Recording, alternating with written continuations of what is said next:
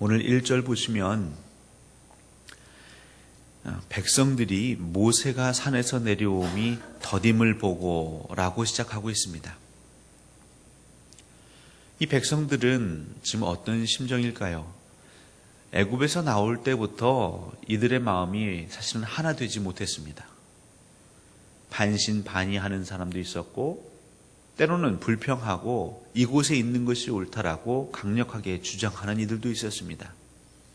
하지만 대부분은 그 10가지 재앙 앞에서 마치 누군가의 등 떠밀리는 것처럼 그 분위기에 휩쓸려서 이제 광야로 그 애굽을 탈출하였죠. 그래도 어려운 일을 당할 때마다 모세가 하나님께 기도하면서 그 문제들을 하나하나 해결해 나아갔습니다.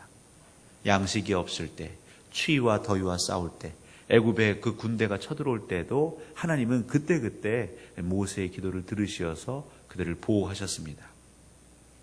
그런데 지금 이 모세가 시내 산에 올라갔습니다. 40주 40야를 하나님과 보내고 있는데요. 이 40일이라는 시간이 이 백성들에게는 아마 40년 같았을 것입니다. 이 광야라는 땅은 생명이 보장된 땅이 아닙니다. 추위와 더위와 그 가뭄과 그 타는 목마름 속에서 언제 어디에서 어떤 위험 변수가 돌발할지 모르는 그 자리가 광야인 것이죠. 근데 지금까지 우리를 인도했던 리더였던 모세가 본인들의 눈앞에 없습니다. 그들의 세운 지도자들이 모세가 하나님을 만나 뵙고 내려온다고 했습니다라고 하지만 그것도 하루 이틀입니다. 이들은 계속해서 묻습니다. 모세가 언제 내려옵니까? 모세가 언제 내려옵니까? 하지만 뚜렷하게 뾰족하게 대답해 줄 수 없는 그들은 기다립시다. 점점 이 백성들의 분위기는 초조해지고 있습니다. 본인들이 생각했던 그 계획, 본인들의 그 타임 스케줄, 시간표대로 이 상황이 움직여지지 않자 그들은 안절부절합니다. 사람이 그렇습니다. 사람은 내가 생각했던 계획대로 일이 진행되지 않으면 내 마음이 불안하고 초조해지는 것이죠. 우리가 인생의 계획은 내가 세우지만, 인간이 세우지만 그것을 경영하는 것은 하나님이십니다라고 우리가 신앙으로 믿음으로 고백합니다. 근데 그 고백이 정말 우리 마음의 고백이 되기 위해서는 이 모든 것을 하나님께 전적으로 맡겨야 하는데, 모든 주권을 하나님께 내어드려야 하는데, 이 안에서 자꾸 내가 주인 되고 내가 내 인생을 끌어가는 정말 그 선두, 그 기관차 같다는 생각을 하게 되는 것이죠. 이 백성들은 초조합니다. 불안합니다. 그 안에 틈이 생기기 시작했습니다.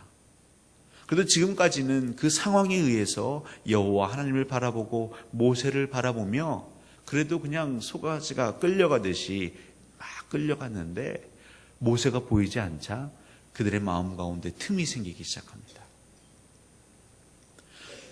우리 믿음의 공동체들 역시 마찬가지입니다. 우리가 바라는 꿈이 있지요. 이상이 있습니다. 기도의 제목이 있습니다. 근데 그 기도의 제목이 속히 이루어질 것 같다라는 그 확신 가운데 우리가 귀한 하나님의 과업을 시작하였는데 이것이 속히 되지 않고 더디다면 이제 우리 마음엔 틈이 생기는 것이죠. 분명 광주 동산교회 공동체 안에도 이 더딤으로 인해서 우리 마음이 답답할 때가 너무도 많았을 것입니다. 그러면 우리가 이 상황들이 더딜 때에, 우리의 뜻대로 일이 진행되지 않을 때에, 우리 가정의 문제가, 사업체의 문제가, 교회 공동체의 문제가, 또 이 나라의 문제가 정말 하나님께서 태평성대를 허락하시고 정말 평안한 우리의 공동체를 주실 거라고 하셨는데 왜 이렇게 더딘가? 그 더딜 때에 우리가 어떠한 삶을 살아야 할 것인가? 오늘 32장을 통하여 하나님은 우리에게 질문하고 계신 것이죠. 이스라엘 백성들은 그들의 더딤을 더 이상 참지 못했습니다. 그리고 우르르르 아론에게 달려가서 성난 목소리로 얘기합니다. 우리를 인도하였던 그 신이 어디 있느냐? 너도 모세와 공범이지 않느냐? 이제 우리가 지도자를 잃어버리고 우리를 인도한 신의 목소리를 들을 수 없는데 당장 그 신을 만들어내라. 기록되어 있지는 않지만 분명 아론은 여기서 본인의 어떤 생명의 위태로움을 느끼지 않았을까 싶습니다. 그는 지체하지 않고 이스라엘 백성들에게 얘기하죠. 그럼 너희들에게 있는 금, 은, 그 장신구를 다 내어놓아라. 그리고 일사천리로 금송아지를 만들어내는 것입니다. 사람의 그 불온한 마음을 채워주기 위해서 인간의 방법, 특별히 하나님이 제일 싫어하시는 우상을 세우는 것이죠. 하나님을 따라가는 것이 아니라 우리 인간들의 그 마음의 그 욕심, 그 희망, 바램을 따라가는 것이죠. 이 시대의 교회 공동체가 왜 더디인가? 왜 하나님께서는 하나님이 임재하시는 공동체를 늘 부흥케 하시고 성장케 하시고 성숙케 하셔야 할 텐데 왜 하나님의 교회들이 이렇게 더딘가? 왜 우리의 믿음의 가정들이 우리가 정말 주일 예배하는 것으로 그치지 아니하고 주 앞에 나아가려고 애쓰고 헌신하려고 하는데 왜 우리의 가정사들이 이토록 더딘가? 근데 그 중에 한 원인을 보면 하나님께서는 우리를 연단시키시기 위함도 있지만 때로는 우리가 우리의 방법으로 하나님이 아닌 우리 자신의 우상을 만들기 때문에 그렇습니다. 여기 우상을 설명할 때에 자기를 위하여라는 표현이 있습니다. 결국 사람들은 나 자신을 위하여 이것이 하나님이다 라고 하고 그 하나님을 쫓아가는 것이죠. 사실 말이 되지 않지요. 신을 만들라, 자기를 위하여, 인간들을 위하여 신을 만들라, 그리고 그 신이 우리를 인도한다고요? 이건 모순입니다. 아주 엉터리 같은 소리도 이런 엉터리 같은 소리가 없지요. 그런데 사람들이 더디어지고 초조해지면요, 이런 엉터리 같은 것을 믿게 됩니다. 그러니까 우리 하나님께서 교회의 우리 구성원들, 지체들이 항상 말씀 앞에 비추어 봐야 하는 것은 우리가 진실로 야훼 하나님을 섬기고 있는가, 아니면 우리가 우리 자신을 위하여 만든 우상을 섬기고 있는가. 얼마든지 주일날 예배하면서도 우리는 우상 앞에 절할 수 있습니다. 문제는 그렇게 될 때에 하나님의 태도인 것이죠. 지금까지는요, 출애굽하면서까지 지금까지는 하나님이 일관되게 말씀하셨습니다. 내가 너희의 하나님이다. 내가 이스라엘 백성 너희의 하나님이 되기 위하여서 너희들을 애굽에서 인도한 여호와시다라고 계속 말씀하셨습니다. 그런데 이 이스라엘 백성들이 그 하나님을 등지고 자기 자신들을 위하여 우상을 세운 이후부터는요, 표현이 바뀌십니다.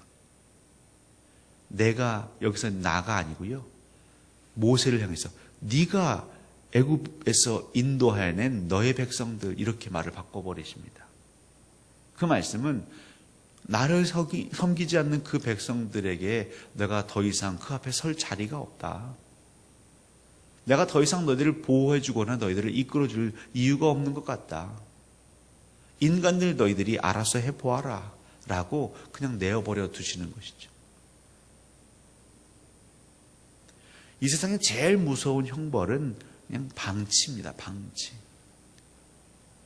하나님께서 우리들을 그냥 방치해 버리신다면, 그래서 우리들끼리 서로 각자의 소견에 오른 대로 살아간다면 우리의 공동체는 하늘나라가 되는 것이 아니라 이게 지옥이 따로 없는 것이죠.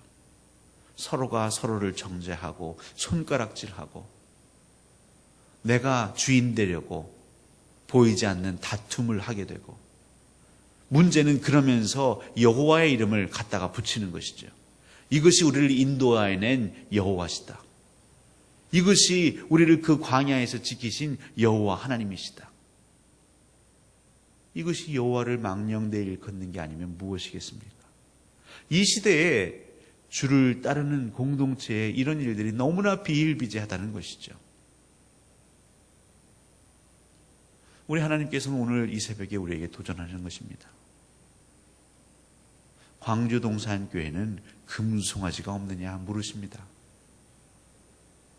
그리고 그 금송아지가 있을 때에 그냥 그것을 부숴버리고 불살라버려야 합니다. 우리의 싸움은 혈과 육의 싸움이 아니요 영의 싸움입니다.